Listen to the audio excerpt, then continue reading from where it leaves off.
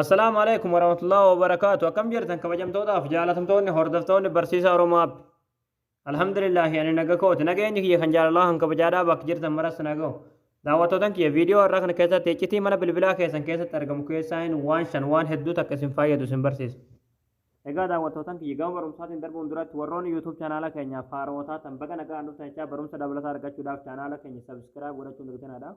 Yeroo subscribe gootan barumsi asirratti dabarsinu guyyaan nama dura akka isin bira ga'uuf mallattoo notification sana killik itti godhaadha achi booda all kajettoota kaayyadhaadha. Barumsi keenya yoo isinitti tolee isin gammachiise viidiyoo keenya like share gootanii namoota baay'ee biraan ga'uun dagdanaadha. Egaa gamanummaan hanga barumsaa isin dabarsaa hanga xumura viidiyoo kiyyaatti obsaan faana turaan hordofaa isiniin jedha.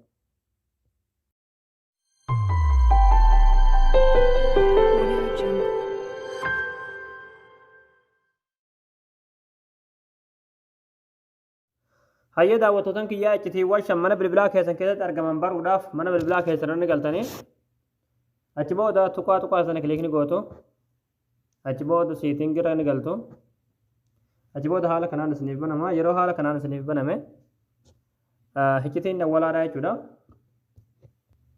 asirratti answering and ending calls ka jedhu kilikni gootu achi booda kan awwalaa kanarratti kilikni gootu achi booda raayii sana ni bantu haala kanaan yeroo raayii sana bantan asirratti always ka jedhu kana kilikni gootu achi booda yeroo haala kanaan bantan jechuudha amma booda yeroo namni bilbila isiniif bilbilu jechuudha bilbilli keessan maqaa abbaa isiniif bilbileessan isiniif waama jechuudha haala isin maqaa itti sajjalatan jechuudha isin gale fakkeenyaaf maqaa isin ittiin bilbila keessan irratti sajjalatan jechuudha lakkoofsa abbaa isiniif bilbileessan jechuudha maqaa isin ittiin sajjalatan san isiniif waama jechuudha yeroo inni bilbila laatul maqaa isiniif waama jechuudha isin gale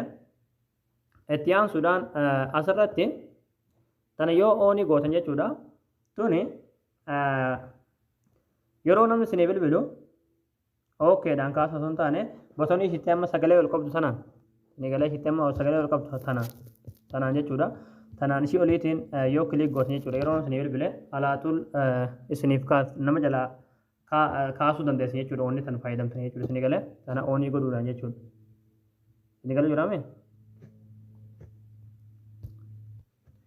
itti aanuudhaan yeroo tokko of duuba ni deebitu ammallee wanni gochuu qabdan as jalatti supplementary service ka jedhu warra kilik gootu achi booda hanga isinii fitu ni eeggattu achi booda asirratti call waiting ka jettuna raayit kana oonii gootu jechuudha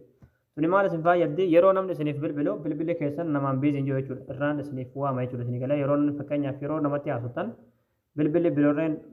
biroodhaa jechuudha irraan isiniif bilbilamuu danda'a jechuudha yeroo namni isinitti bilbilu bilbilli keessan biiziin jedhu haala kanaan wanta yoo oonii gootan jechuudha yoo haala kanaan ofirra jiraatte oonii gootanii jechuudha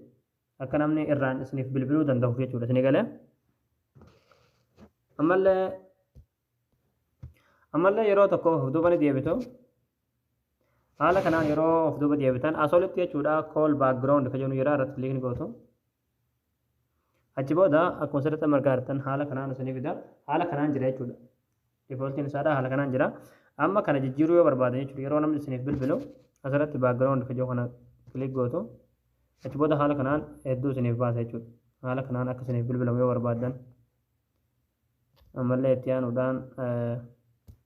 haala kanaas yoo barbaadan kan isinitti tole kana keessaa filachuu dandeessan jechuudha yeroo bilbilli keessan isiniif bilbilamu ammallee kunillee ni jira ammallee haala kanaan viidiyoo godhachuu dandeessan jechuudha yoo barbaadan ammallee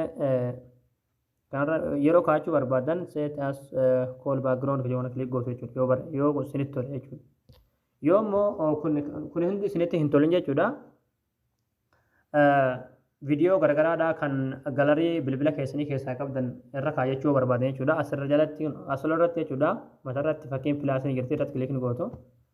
achi booda select from gallery ka jedhu jira irratti kilik gootaniitti galarii keessan keessa viidiyoo isinitti tole filachuu dandeessan jechuudha isin galee